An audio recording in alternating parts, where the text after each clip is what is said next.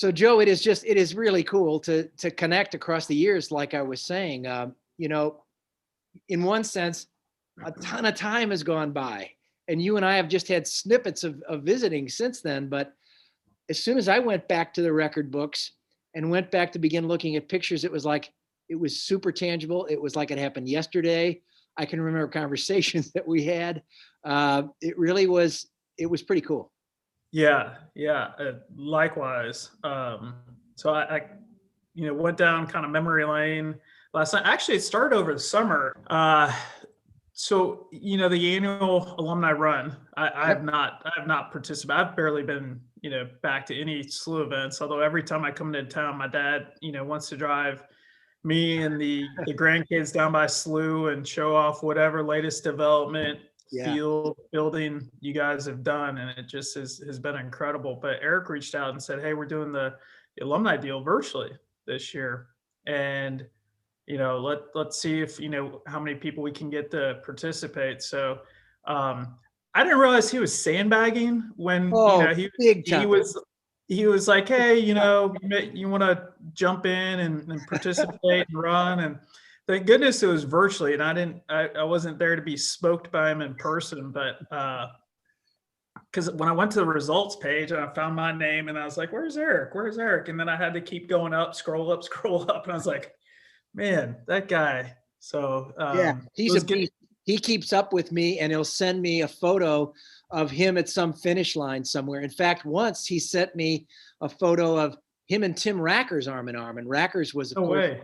a huge Wow. stud for us. And Racker's was first in his age group, and Eric was first in his age group, and they were in Boulder somewhere, and kind of Oh, giving me the shot, and it was really cool. yeah, he sent me a couple pictures. I don't know if it's showboating or inspiration for me or what, but no, it was good to catch up with him. And gave me some motivation to do some more training. And I've been running a little more during the pandemic. I'm not saying I'm at, 5 days or 6 days a week, but 2 or 3. And I made sure this morning I was getting up and going for a run this morning. So That is great. That is great. There is nothing cooler for me that if I'm out on a walk or a run and one of my guys happens to be out running, and yeah. even guys that Well, I haven't seen for years, and they'll pass you coming this way, and it's like, coach, it's one of my favorite things that happens in life. Well, there's a good chance that anytime you're out walking, you're probably going to be walking by one of your former classmates or runners. But yeah, so I got some gear. Yeah, so I reached out to the current coach, Joe Porter. Joe Porter. Yeah, so I reached out to him and I told him I needed to get some gear, so I got this, and then I also ordered one of these. So I'm all geared up. So He is a gear guru, man. I mean, the team looks sharper than they have ever looked. I mean, it's a thing. They're not only great, but they look great. So down memory lane, I haven't thrown away a bunch of stuff. Amazingly, it's all kind of going with me. I guess I've done a good job of hiding it from my wife. But remember these guys? Oh, absolutely. Like it was yesterday. Like it was yesterday. Yeah. I forget who it was, if it was like Joel Brown or Ben, or maybe it was Pat. I think it was Pat Hamill. I think it was Hamill. Hamill was behind that. Led the charge and was like, I'm tired of wearing, the I think it was the same gear we wore for track. I think that's probably what it was. Yeah. And so it's like, I'm tired of wearing the track gear. I want to do something different for cross country. And so, yeah, I still have this. And the reason why it's so handy is because Mond and I were sending back and forth some pictures of our old gear. So Wow. Yeah. Oh, that's great. There's a bunch of things I kind of wanted to talk about the cross country era, but before I do that, let me just ask you this gig that you've got, Senior Director of Corporate Development, San Antonio Spurs. Man, that's pretty cool. How long have you had the gig? So graduated 01. I've lived in Austin for a couple of years, Dallas for a couple of years, and in Dallas, I started working for a sports consulting company. Okay. My background is finance, marketing, Okay. and when I was at the sports consulting company, we had the Cowboys were one of our big clients, but I worked on a lot of different projects, building feasibility studies for teams and municipalities. So I got to work on some pretty cool projects. Cowboys new stadium. This was all before the AT&T Stadium was built, but MetLife at the Jets Giants, new Mets Stadium, Twins new stadium, Notre Dame, Michigan, bunch of Pac-12 schools were going through renovations, and so it was a great way. I didn't know I necessarily wanted to work in sports. I kept on. What I really wanted to do was work in finance, and this opportunity came up. It was pretty cool. Worked there for a while, and I got my foot in the door for this job down in San Antonio through some people that I knew. A good college friend of mine who got me in the door there, got me an interview, and been there for 14 years. So I started in the season had already started, 2006, and then in 2000 later on that season we won I guess the Spurs' fourth championship, which was my first championship when I was there. But it's been an incredible organization, the kind of a pillar of the community in San Antonio. Yeah. San Antonio is just a great place. St. Louis will always be home, but San Antonio is the closest I can get to feeling like I'm at home. It's I was there recently. I guess it's over a year and a half now with the pandemic and all, but I was there as a boy, and I got back there to visit some schools, and the place really impressed me. I mean, it impressed me when I was a boy. The River Walk, for one, is just an amazing thing. But I liked the town, and I liked the people, and it really felt comfortable. And I can see what you mean. It's a cool town. We've got some alums doing some cool stuff in San Antonio. Yeah. I was really surprised that when we had that get together, when Alan came down. Yeah. It's probably like December of 19, I think he came down, right around there.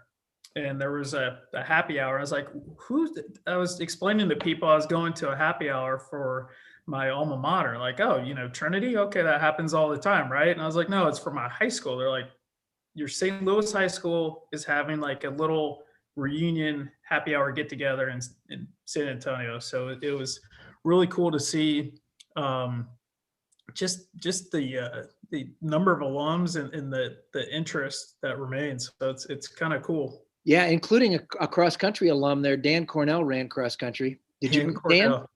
I know Dan. Dan went to Trinity. He's awesome. He's really nice, and I bump into him from time to time, and so he's great. And then there's a couple other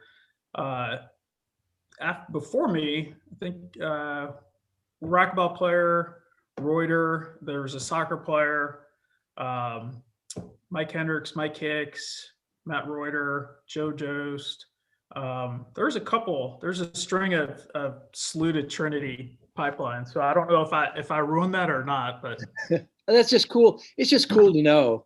And when I get to travel a little bit and you get to connect with communities that are still sort of intact of SLU guys, I guess it's a testament to a place that has something extra and special going on where people are willing to make those contacts, keep them going. It's pretty cool. Yeah, well, I've enjoyed. So I wasn't there too long, but this was the 07 ring. So I made it to the bank this morning to bring out these guys. And then in 14, it's just the thing that got me actually hooked to the Spurs. I wasn't an big NBA fan growing up in St. Louis. There was really no teams. But I was at Trinity when the Spurs won in 1999. Yeah. And the entire city just was so amazing in terms of the support. Everybody had out yard signs. Everybody, I don't know where else they do this, but they put these styrofoam cups in the chain link fence to spell out things. Sure. Yeah. Everybody's cars were painted, and it was just so cool. And I started drinking the Kool-Aid back then along with everybody else in town. And so it was just, really neat to see the support And then we had, really tough loss in 2013, and we were, 26 seconds away from winning the championship. And, Ray Allen hit that shot, goes overtime. And that next year, 2014, was so special just in terms of seeing the community support, and the Redeem team came back and won in 2014. So that's when I got this bad boy here. Wow, man. So, Wow. So I don't think everybody gets those, Joe, right? no, it's pretty special. And, obviously it's just kind of a symbol of all the hard work and teamwork that goes into it, and the amazing, front office that, I think it's a little cliche now, but I think, definitely on the court and off the court, top to bottom, the kind of culture, the kind of people, the kind of organization that, I'm able to work for. So it means a lot.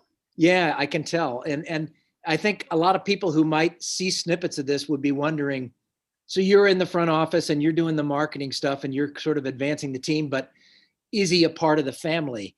Does he have a feel for the guys on the court and what happens in a game? So tell us a little bit about that. I mean, how far inside that organization do you get in terms of what people see on television?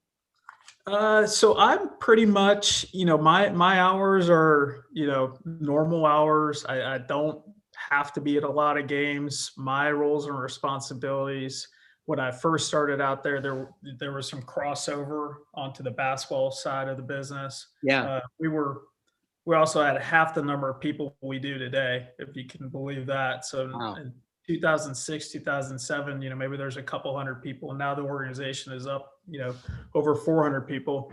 But it's, that wears off pretty quick. Just in terms of, one, the accessibility. It's not like you're, I'm coming into work and, putting on my work attire next to, Tim Duncan, who's putting on his gear. Yeah. So that kind of wears off pretty quick, and you just learn that, we're all here to, do a job. And this isn't just typical humble Spurs speak, but, we really are, we've got a role to do. We know who our customers are. We know the city we've got to represent. And so, we just try and, I feel fortunate every time I walk into the arena, and that's where we work. And the basketball team in the So you're at home, you are working at home where the team performs. Yeah. But the basketball team practices about 30 minutes away. Okay. So they practice on another side of town. So, most of the time we've got some interactions, some meetings out at the practice facility, but for the most part, the business side is down at the arena. There's a lot more collaboration now. That RC is our CEO, RCB for a long time GM of the Spurs. Our CEO stepped down, retired a year and a half ago.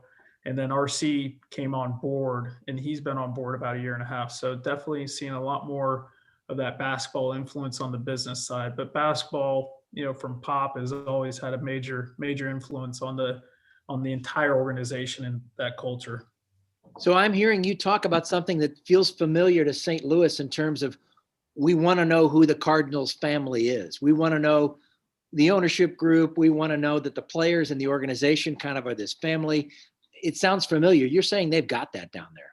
Yeah, it's a great organization, and the Holt family has been the largest shareholder since 1996, and it's always been a community team. When the Spurs were brought down from Dallas, they're actually the Dallas Chaparrals, and the ownership group couldn't figure out, it wasn't working up in Dallas, and so the original ownership group leased, and it was led by Red McCombs, who's familiar national name, but Red owns a bunch of car dealerships, and so in '73 he decided that he wanted to lease the Chaparrals, bring them to San Antonio, rename them the Spurs, and after the first season they were ready to buy, but it wasn't just Red, it was a makeup of 30 to 40 different owners in San Antonio, and the San Antonio Spurs are still owned by 20 different investors. Wow. And yeah, and it really is a community team. There's a couple, that have larger shares than others, but it's a definitely community team. Yeah, a lot of similarities between towns in the towns' relationships with their teams. Yeah. Blues, Cardinals, St. Louis, Spurs, San Antonio. Yeah. Well, that's great. Well, I can't let this part of the conversation end without asking you to take me to a moment when you were in the house or near the court and got to be firsthand a part of some moment that really sticks out in your memory as a fantastic athletic moment that you got to witness. It's not an athletic moment. There's two moments that stick out in my mind. And this is one that, from just a team and camaraderie standpoint, we were at a watch party in 2013, Game 6, when Ray Allen hit that shot. And we had like rolled out, ready to roll out the champagne. We had our own staff area. We had 18,000 people in the arena for a watch party. Wow. Counting down the seconds to when we were going to win. And it was in that moment when we lost, it really kind of showed, the true, spirit of the team, as well as my coworkers, in terms of how everybody kind of lifted themselves up, and, just, it really kind of brought everybody together. That's amazing, Joe. You don't hear that very often, that takes you right back to the St. Louis U High soccer field when the team would lose a big game and our fans would stay. Yeah. Cheer like crazy for them as they left the field, even if they'd been beaten. They cheered for them. And then when the team came back from the airport from losing Game 7 and eventually losing Game 7 in Miami, the fans were at the airport. And that's why 2014 was so special. But another night that's really special to me is being there for Manu Ginobili's retirement. And, he probably, won't go down as the greatest Spur ever, but in terms of, his athletic ability, what he meant as a teammate, and more importantly, what he meant to the community, and how the community just, Tim Duncan's the greatest ever. And he is on a mantle nobody can touch. Manu Ginobili had a different kind of relationship with the city and with the community. And, the emotions, and just thinking about it, I kind of get emotional thinking about that night being there for his retirement ceremony. Yeah. It was so special. And it wasn't, and those are two moments that, really had anything to do with a dunk or a 3-pointer. It's just more about, the community and the connection. And, but that was a really special night when Manu, when we put his jersey up in the rafters. Yeah. Well, you really are talking about stuff that I think is at the heart of this place. You're talking about the human element. You're talking about community. Yeah. You're talking about family. You're talking about character. That's what's being celebrated there. That is, that's really cool. Speaking of which, there's a different historical angle on the Spurs that I only recently found out about, which is that Becky Hammond acted in a single game as the head coach, which is, I think, a historic first. And she was the first full-time assistant in the NBA. So can you take me behind that one a little bit? How did such a thing happen? I don't know. Coach, I just, figure out what are some good investments the Spurs should be making. We've bought a couple teams since I started there. We've sold a couple teams as well. And, I get involved on the construction side. I was involved when, in a big renovation project in 2015. And my kids like to say, when people ask them what I do, they tell them that I build bathrooms, because that was one of my projects one time. I oversaw the renovation of 72 bathrooms at the arena. So I don't know about the decision making, on the basketball side. They do their thing. I just know that it has everything to do with, ability, willingness, and trust. Yeah. And so it's not about making historic statements. It's just about, doing the right thing. And so those are our three, values of integrity, trust, and caring. And so doing the right thing no matter what. And so when you hear them ask questions about like what is, when the media will ask about, why did you pick Becky, or why isn't Becky doing this, or isn't amazing, first female, coach, acting head coach during a game, and it's I think we lost that game actually, and so I think her statement was more about like, well, you know, it doesn't matter, we didn't get it done, so Yeah. Well, that's the ultimate testimony to good culture, though, isn't it? You're saying yeah. she's there as a result of a healthy culture, which picked the right person at the right time and didn't get in its own way. That's pretty cool. You Yeah, know? and she paid her dues. It's not like she was handed this opportunity just because, hey, we want to, make a statement. When she was still playing, and we owned the San Antonio Stars, San Antonio Spurs LLC owned the Stars at the time. Um, she reached out, and she wanted to learn, and she basically started it kind of just observing, more of like an intern type position, and just trying to get involved, and just really learning, and I think that means a lot in terms of somebody not taking for granted that the doors are just going to be blown open for me because I'm a terrific basketball player, and she was one of best women's basketball players ever. But it was more about what she could do Yeah. from Yeah, a it's coaching great. That's a perspective. great story. Well, hey, I just want to let you know as we close this part of it off that your school and me, I mean, we're pretty proud of having you there and doing this kind of work. It's pretty great, man. So congrats on all of that. I was just going to say, you mentioned your kids, and I sort of want to find out what's going on in your personal life these days. Just kind of lay out for me, where are you living? What's going on with family? It's been such a long time since we've connected. Your mom and dad are really vivid characters in my memory. There's beautiful people, and Yeah, they were very good to me and to our team. And I think of them often, actually. So tell me good. about family and your own kids and what's going on. So married 2003. So pretty soon after college, got married to somebody I met at Trinity. She's an attorney. So, we joke about it. She had a terrific job up in Dallas, partnership track. I had this feeling about the Spurs, and, she didn't even move down here immediately when I got the job in 2006. And so she was working for a big law firm up there. And about 7 months in, 8 months in, she's like, okay, this is for real. I was like, yeah. So she's like, okay, I'll move to San Antonio.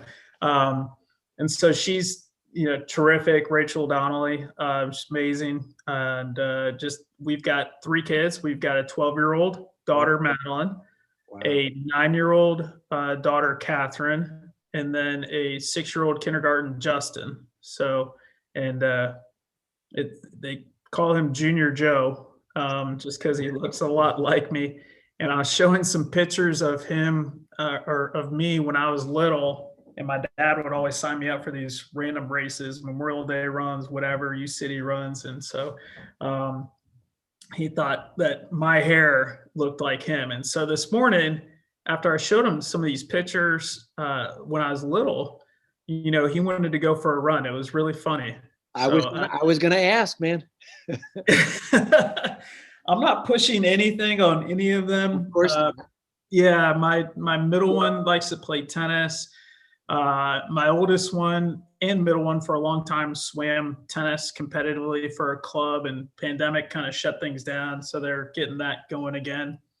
My little guy likes to dribble the soccer ball up and down the driveway like he's playing basketball. He also likes to just dribble the ball. He dribbles the ball with his feet and hands. So he's into soccer and loves watching the Spurs. Oh, that's great, man. I would love to meet them if I start getting back to where I can get out and come down. I actually want to bring my wife down to San Antonio because I've bragged on the city. so much and enjoy the city so much. So if I get down your way, maybe we can find a way to. Absolutely. Yeah, I'd love to see those guys. Well, you mind talking little XC for just a bit? Yeah. Well, I wanted, there's, it will kind of lead into the cross country bit, but one thing, you mentioned my mom, she passed away in 2006, actually right before I took the Spurs job. It just kind of, everything came together. I remember when she passed, I prayed for her and I thought a lot about her. Well, just, it had a lot. We were living in Dallas at the time. I didn't even know the Spurs job was open. It was like she passed, and a couple months later, the job opened up. I applied, and it was just like, part of me thought, just things happen for a reason. Cardinals also won the World Series that year in 2006. So obviously a lot of memories from that year. But one thing I want to say is just my appreciation for you, because I had some trouble my freshman year of college. Not just Dan Cornell, busting up my parties, but my freshman year was kind of a wake up call in terms of getting my act together academically, and had a lot of struggles. And I forgot about this until I was kind of reflecting, but you came and visited me when I came home. I don't know when it was, in between first semester or second semester, sometime when I came home second semester. And I didn't know, but my mom had reached out to you. And I think it was more of a, I don't think it was a talk some sense into Joe, but I think it was just, can you come and talk to him for a little bit? And there wasn't anything, there was no judgment, no blame, no nothing. It was just a conversation we had. And that, that was one of the things that kind of helped me right my ship academically in college. Ended up doing really well. That first year was kind of an anchor over the next three, but still. So I just want to, say thank you for doing that. And it went back to my mom, just knowing that there's, certain people that mean a lot to me and that can make an impact, and talking to you certainly had that. So appreciate it. Well, thanks, buddy. I'm glad. I remember that meeting, and I remember your folks so fondly. They just, first of all, they're huge team boosters. Yeah. They were just such great human beings, and of course, thought the world of all of us. So thanks for remembering that. And I'm going to say back to you that when I put my memory back over all those years, what I remember was how tough a customer you were as a racer. How much you wanted to try to get us to the next level, and honestly, how much I knew it hurt that you couldn't get us all the way there. I remember you saying at the end of state in '96, Coach, I'm sorry, we couldn't get you there where we wanted to be. And I could just tell how badly you wanted it. And I guess what I want to tell you is guys like Rosario and Christie and Reichert, who studied and ran in your shadow, they were looking at a guy who played that alpha role. And I think it made a huge impact on them, because I don't know how to get somebody to step into that role of saying, put the weight on my shoulders, I'm there, I'll get it done. But I mean, you really were that guy. And I just so appreciated that, who you were in terms of character and leadership and just fierceness out there. I mean, you were the conference champ, you were the district champ that year. You remember these races? Oh yeah, I remember them. I went down memory lane with them. You beat Casey Mills, Yeah. There's some, as long as we beat DeSmet, it was all good. So well, yeah, that we were not supposed to win that conference meet. DeSmet was favored pretty big. Yeah. And not only did we beat them, I mean, we absolutely trounced them. Yeah. I was looking through 19-46. I don't know who maintains that website or who put the website up, but I was looking at that last night. It's pretty incredible. Yeah, 19.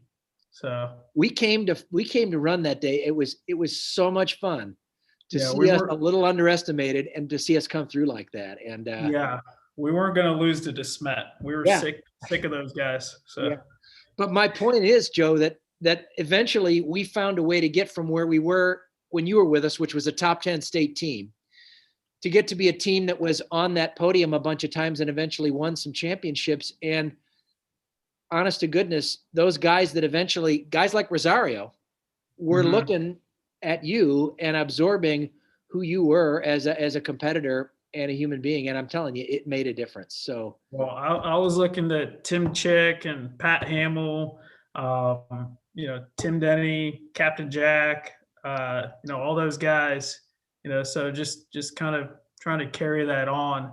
But yeah, it was a lot of fun. It's fun to look back. I always hated the training part, especially during the summer. And I still have a quote. I still have a quote in there where you said, Joe came into the season. I thought Joe was going to have a great season as long as he came into the season in good shape. And I think your quote was something like, well, he didn't exactly come into the season in the best of shape. He's getting there.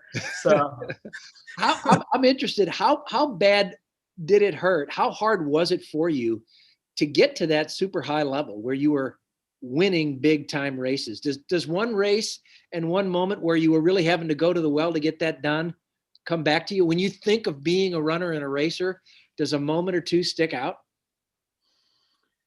I think it was just, district 2000 or 1996. I think it was Jake Beeman, McClure North, or one of the Hazelwoods was a top runner. And same thing, kind of like DeSmet at the Metro Conference, right? Highly touted. They, were ranked higher than us. And so I think it just kind of, brought out the competitive fire for both of those meets. And those were probably my two best races. Unfortunately, I would have rather have had my two best races at the very end of the season. But, I think that district and that's where you also said in one of your quotes was, I think Joe's going to have a good chance to win as long as he goes out, fast and stays with, and again, I think the guy's name is Jake Beeman, but I think anyway, that's right. That's right. Yeah. As long as he goes out and, stays to the front. And the problem was that I didn't go out quick. I went out really slow and then just, flew the last, mile and a half and caught him in the sprint at the very end and won one district. And that was a lot of fun. So that's probably my greatest memory. And then, at state, it still, it still eats at me. And Rosario will bring this up whenever I see him. He's like, he'll be like, I was all state. And I was like, I know. And he's like, they expanded the field from 15 to 25 the year after you left. Yeah. So anyway, it's all in good fun. And he was, I'm so impressed with him and how much he's done for, running and his career, and that he's just such a hard worker. It's pretty cool. It's pretty cool. Yeah. One of the things that sticks out at me more so than any of the races, and I was telling Sean this when we talked a couple months ago, is, and the more lasting actually, is those pre-race prayers. And I can still hear your voice, and we're all huddled there, 7 of us plus you, some Saturday morning, and it was almost like a Zen-like moment in terms of, you might have been the original Zen master, forget Phil Jackson, but just like getting us to focus in your prayer, all of us huddled together, barely wearing anything in the cold, but still warmed up by each other. And, the one constant in all of your prayers was just, making sure that we took the opportunity to be, thankful for that opportunity for, being able to race that morning. A lot of other people don't have that opportunity, will never have that opportunity to understand what that's like. Yeah. And to really appreciate in that moment what you have. And I got to tell you, at the time, I was like, Coach, that is such a load of crap. Nobody wants to be up, at 7:30 on a Saturday morning in the cold, in the rain, wearing a singlet, about to go run 3.1 miles. I was like, who in their right mind would want to do that? But I think as I've got older and I still hear your voice in my head, and it is, I think about those guys. I think of, Saturday mornings in the fall and how I would have give anything to kind of jump back in one of those moments and just really just how cool that is and how I'm not sure I fully appreciate it in the moment. I like the zen, I like the concentration, getting ready to, run my race. But, looking back on that, your words mean more today. And it's so impactful in terms of also how I try and live my life. Things are crazy, but just I've got a lot of, had a lot of amazing opportunities in front of me. I've got a lot of amazing people around me, and just be thankful for what I have, and not necessarily because a lot of people in the world don't have that ability. And whether it's, running a race in the cold at 8 in the morning, or, being in a difficult situation, just being blessed and fortunate. So thank you for that reality check at, 17 years old. Joe, that means a lot to hear you say that. And I'll tell you, I feel as fortunate as you to have been in those huddles. In fact, David Rhodes, a guy that ran for me, who eventually became an artist and works in art curation at the Metropolitan in New York, he did a painting of that huddle. And it's a huddle of a group of guys. You can see Tim Chick is one of the coaches that year. It's in the book, right? Yeah, it's the cover of the book. And I'm in the middle there somewhere. And he called the painting the sermon, but it means a tremendous amount to me, not because I was in the middle of that saying those prayers, but because that prayer really came from feeling really grateful for being able to be close to you guys, for being a part of that. And of course, I'd been a runner when I was in high school, and I knew what you guys were feeling, that combination of dread and worry and stress.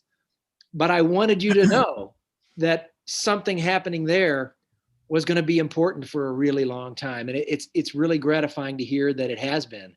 It's certainly still important to me, man. I can't look at a picture of huddled runners praying together that doesn't really move me. And I've got it in my office up high on the wall to look at every day. So it That's means awesome. a lot. Thank you. Thank you.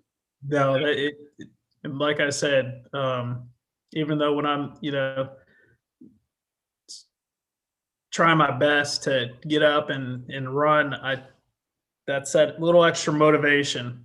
Yeah. So, and it's not like we don't face days like that off the cross country course, right, buddy? I mean, yeah, life can be pretty frightening and stressful and challenging, and you can be looking at some hills that look awfully tough to climb. yeah. And yeah. I think that's where prayer is supposed to come in, Yeah, I agree. Especially when, you're looking up at, Man Maker at Sioux Passage. How am I going to get up that hill not just once but twice? Two times. That was crazy that they did that to us the week before state. I think that's one of the things that used to hurt us. We had to beat the hell out of ourselves the week before we went to run at state. Yeah. But boy, that was tough. But it was cool to behold that challenge and to go after it. And so I listen to you now and hear how character and a combination of work and respect for people is so much a part of you. And I tell you, I'm awfully proud of you, man. Well, it comes from, people like you who had such a great impact on me, and just how to live and be the best we can be. So I appreciate it. Well, thanks, Joe. And for folks that might be seeing this at the Cash Bar, that's what we're trying to celebrate, is this place that wants to keep doing that kind of work. And thanks for helping us to tell that story. It means a lot. And I got to get down to San Antonio and come see you. Exactly. Did you know we used to call you Sparky? Oh, yeah. Yeah. Okay. You know where that came from, I think. Well, I don't know. I know why, but I don't know where. But you tell me your version of it. I'll tell you one version of mine. Oh, you're just a spark plug. You were, even in the training sessions, we're doing mile repeats, and you're probably running more than we are, and you're just so energized and trying to get us going. So that's where I thought it came from, but that might have been another Pat Hamill thing. Well, So, on those mile repeats, you used to be able to do mile repeats. You did 5 mile repeats in the neighborhood of 5:10. Do you remember those days, man? yep, I remember those days, and that was Jerry Fitzgerald pushing me every step. He was probably the best at those mile repeats, and so just trying to stay competitive with him. Yeah. But, on the Sparky thing, once upon a time when I was a young teacher, they were having a food fight in the cafeteria. And I was fairly young, but I stood up on a chair and sort of silenced the whole cafeteria for about 10 seconds. And then after that, they all started throwing food again. So I think the nickname comes from that moment when I stood up on the chair and tried to. I had no idea, but I just thought it fit your personality and fit your coaching style so well. So You still train? You still get out there and run? I do. I ran this morning. So if that means anything, That means a lot. I probably since the pandemic started, I started running a lot more. I did after graduation. When I was living in Austin, I ran the Austin Marathon. I've run the San Antonio Marathon, but that's going back 12 years ago. I actually tore my hip labrum training for the San Antonio Marathon and still ran on it. And I'm not sure that was the best decision. No, marathons are actually kind of hostile to the human species. Yeah. Well, I try to find kind of my happy medium. So, the 5Ks are probably what I want to stick to. Oh, I know what it was. I've got my props over here. Oh, yeah. Got to see the props. Yeah. So this was another thing. Freshman year, never played any football ever, but I think I was 5'4", 110 pounds. And what was the coach's name? Coach Nitschke? No, what was he also taught theology. The freshman coach? Yeah, he also taught theology. All right, I'll file for that name and I'll get it here in a bit. And so I was not very big, also didn't have a lot of fast twitch muscles in me. And I remember one day, I thought I was okay, not great, but so I'm going out for freshman football, 110 pounds, and the coach calls myself and 5 or 6 other people over, and he's like, I just want to make sure you guys are keeping all your athletic options open. And, there's other things besides football out there, and the cross country coach is just going to run a test with you. That's all. He just wants to test. He's looking for some talent, some good runners, and that's it. And so I was like, okay, what's going on here? So you have us do some drills, some tests, some longer than sprint type runs, come back, and you're like, a couple of you might have some potential. If you're open, practices are at 8 in the morning or whatever, come out and check us out at Forest Park. I think about 2 days later, I saw my name on the cut sheet for football, and it was just not meant to be. And I remember the freshman coach writing me a really nice letter, and it was personalized, and it just said, "Thank you for all your hard work. All this means is that this isn't your niche." And that's what I remember, that word niche. And he's like, "You will find your niche." And after that, I think a day or two later, I came out cross country, had an awesome freshman year, and the rest was history. But it was just, I think the school, the coaches, all caring about the students, meant a lot, and making sure that we all, we're going to succeed. It's just finding that right place and right venue to succeed at. Yeah, that's a great story. I'd forgotten that, Joe. I'd forgotten that you came from football. I did some subterfuge and kind of working in the background to try to get that to happen. Yeah. So well, it worked. We got Hamill came to us that way. You came to us that way. Sean Locke came to us that way. Wow, those are big. Those are big names, Sean and Pat. Wow. Okay. Yeah. So That's great to hear that you were a part of that whole deal. Yeah. Yeah. But you're right about the place. And I think I can even say that we're even better at that kind of care of the individual kid and letting him know that he can find his spot. We're even better at that than we were back in your day. It's just a real hallmark of the place. For being almost 1,000 boys, it just feels so much smaller. People Yeah. really looking out for young guys. So Yeah. Well, hey, thanks for reaching out. Anything else I can do for this, let me know. And certainly anything I can do for you to help out. You've had such a tremendous impact on me, not just in high school, but you had an impact on me in college. And, I continue to hear your voice, in my everyday life. So thank you. Joe, that means a whole lot. It's been so good to reconnect, and I'll look forward to seeing you again soon. Okay, coach. Take care.